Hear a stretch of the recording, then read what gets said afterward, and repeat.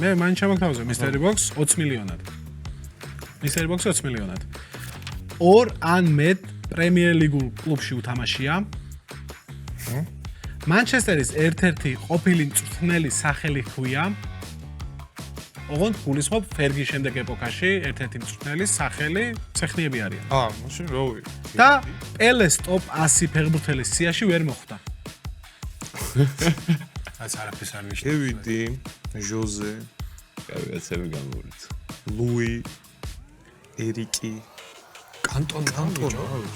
აუ კანტონა თუ შეხვდა დაგხოცე. რები ქონდა პირველი ორი.